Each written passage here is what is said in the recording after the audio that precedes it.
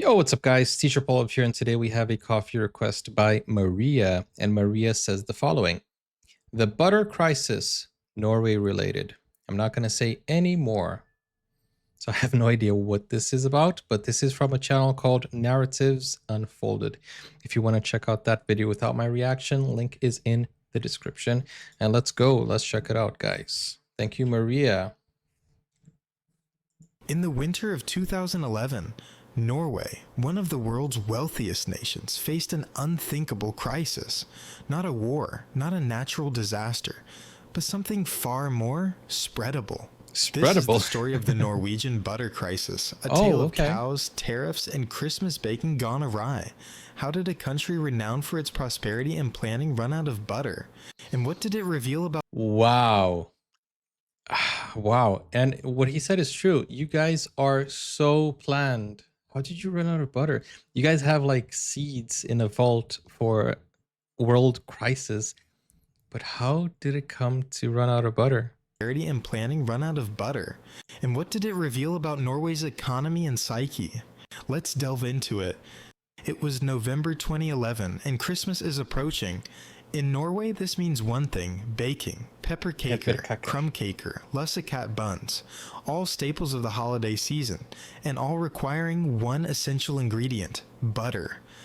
But something was wrong. Supermarket shelves, once brimming with golden slabs, stood bare. A 250-gram pack of imported Lurpak butter skyrocketed to 300 Norwegian kroner, about $50. The Danish tabloid BT dubbed it Smørpanic. But what caused this creamy calamity? Smørpanic. Let's start with the cows. Okay, wait. So, are you telling me that while people stock up on toilet paper for some reason, which I have no idea why, Norwegians kind of stack up on butter? Is that what made it run out? Well, we're going to watch the video and find out. Summer of 2011 was unusually wet and cold. Heavy rains drenched pastures, stunting grass growth. Norway's cows, already challenged by the northern climate, produced 20 million liters less milk than usual. Wow. A significant dent in butter supply. But bad weather alone doesn't explain the crisis. Enter the low-carb, high-fat diet craze sweeping Norway. Demand for butter surged by 20% in October and another 30% in November as Norwegians slathered it on everything from bread to ambition. Wait, what diet is this? Low carbs, high fat? A significant high fat diet craze. So this is keto diet. Carb high fat diet craze sweeping Norway. Demand for butter surged by 20% in October and another 30% in November as Norwegians slathered it on everything from bread to ambition. Tyne, Norway's largest dairy cooperative and de facto butter monopoly, was caught flat-footed. Producing 90% of the nation's butter, Tyne failed to anticipate this demand spike. Worse, it continued exporting butter abroad, even as domestic shortages loomed. Dairy farmers pointed fingers at Tyne for not wanting them to ramp up production. Tyne pointed back at the weather and the public's butter obsession, and then there was the government. Norway's butter woes weren't just about cows and cravings, they were baked into its economic structure. Norway's oil wealth, a blessing, also brought a curse known as Dutch disease. A booming oil sector strengthened the Norwegian krone, making imports cheaper, but exports like butter less competitive. To protect its small dairy farms, Norway imposed steep tariffs, about 25 kroner per kilogram, on imported butter. Wow. This shielded Tyne's dominance, but left the country vulnerable when supply faltered. Importing butter wasn't a quick fix. Foreign suppliers, wary of temporary tariff cuts, hesitated to flood the market. The result? Empty shelves and soaring prices. Dang. The consequences were as absurd as they were. Okay, but what are we gonna do without butter? Oh wait, the joke made me lose my train of thought here. Let's go back a little bit.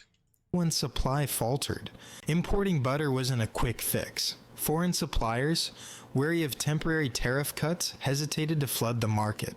The result? Empty shelves and soaring prices. The consequences were as absurd as they were serious. Norwegians, desperate to secure their Christmas baking, turned to extreme measures. Some drove across the border to Wow, to Sweden, where Sweden. stores reported selling 20 times their usual butter stock, with 9 out of 10 buyers being Norwegian. Swedish supermarkets dangled free butter to lure cross-border shoppers. Free butter? Online, butter fetched up to 460 kroner per pack on auction sites. Wait a second. Don't they do that with alcohol now, kind of? Or is it Denmark? I think Maria mentioned that it's dirt cheap alcohol in Denmark, right? But anyways, so they were using butter to get people through the door. That is such a,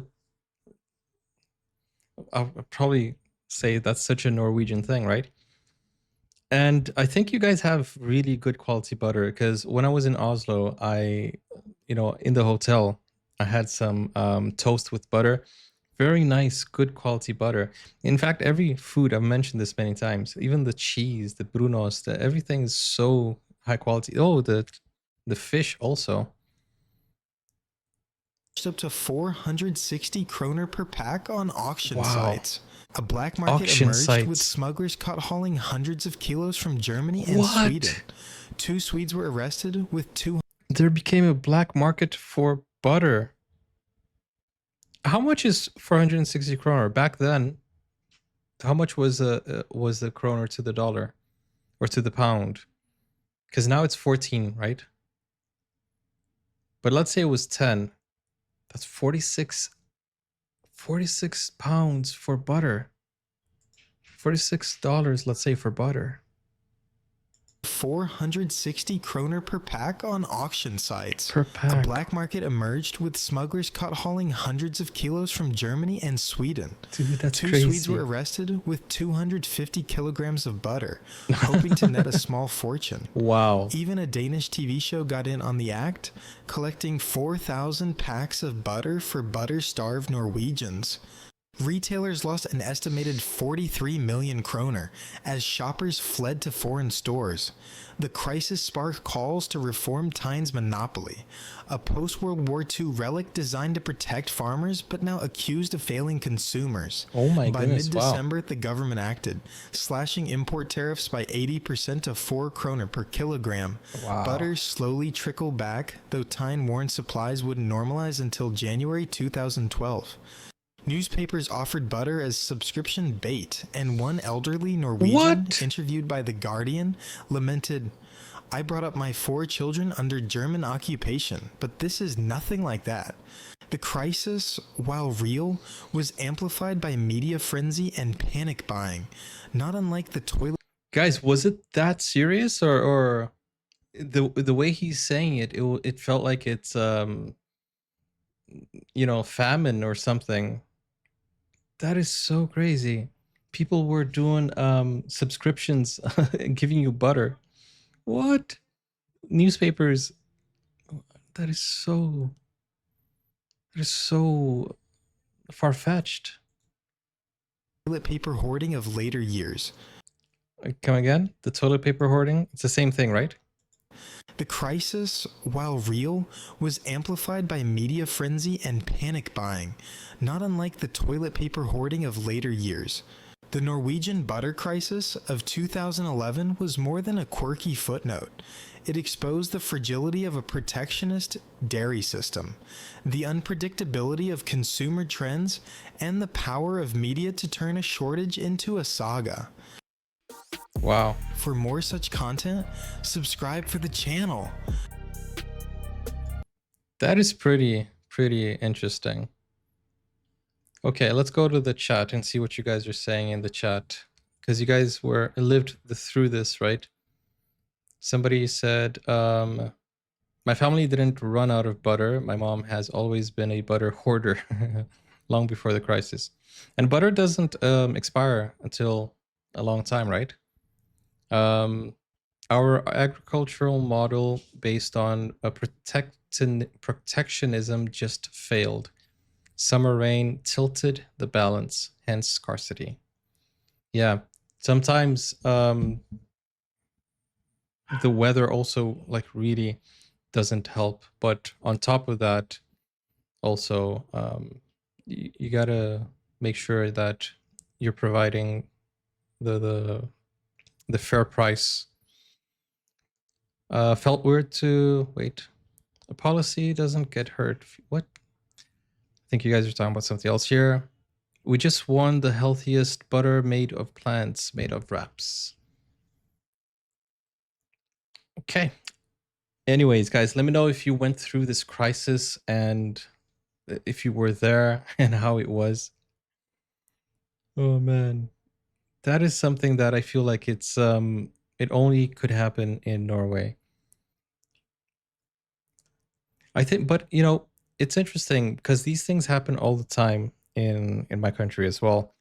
A lot of crisis. Last time it was the beans. Beans were like so expensive, and then the rice. Like everything is so expensive. We don't even eat meat anymore because it's just ridiculously expensive. It's basically 10% of your salary for 1 kilogram of meat. That's basically what you have to pay. 10% of your salary. That's no lie, no exaggeration. 10% of your salary. If you have a minimum wage, okay, it's 10% of the minimum wage for 1 kilogram of meat. That's how it is. But yeah, I'm talking about beef. Like it's crazy. In any case, what an interesting video. Narratives Unfolded did a great job with this. Go check out that channel. And there were other crises, gastromat crisis. But now you guys don't have any butter crisis anymore, right? You guys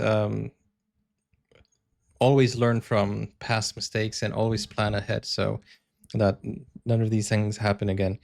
And you got to have your pepperkaker at Christmas. Okay, guys, thank you for watching. Don't forget to like, don't forget to subscribe, and I'll see you on the next video. If you want to request a video, then show me your best or show me your worst, but show me something, guys. Click over here or click over here to see my Norway playlist. Bye-bye.